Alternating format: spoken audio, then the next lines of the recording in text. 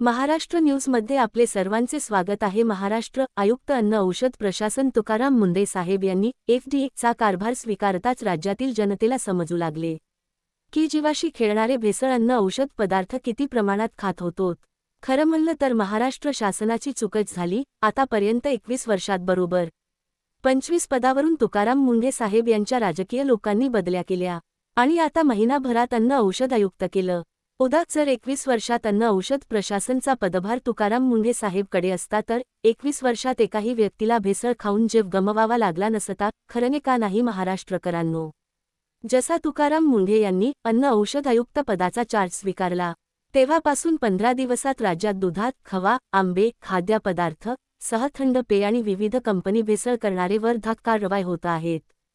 फक्त कागदपत्रावर कारवाई नाही तर जनतेच्या जीवाशी खेळ करणारे भेसळ पदार्थ मार्केटला विकणारे थेट जेलमध्ये टाकण्याची इतिहासातील पहिल्यांदाच घटना घडत आहे.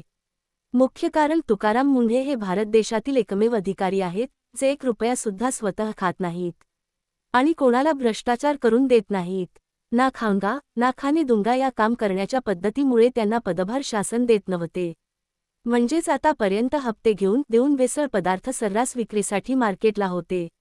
आता तुकाराम मुंढे साहेब यांना आणखी एक विनंती आहे. एकाही भेसळयुक्त पदार्थ करणारे विकणारे सोडू नका.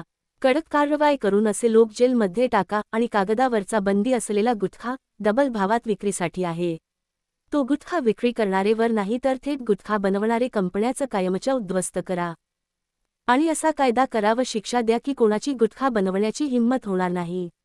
हे तुम्ही केल्यावर युवकांचे व्यसनामुळे आयुष्य उद्ध्वस्त होण्यापासून वाचलं आणि लाखो युवकांच्या आई वडिलांचे आशीर्वाद तुम्हाला भेटतील एवढी अपेक्षा करतो आणि तुम्हाला महाराष्ट्रातील करोडो जनतेकडून भेसळमुक्त महाराष्ट्र होवो.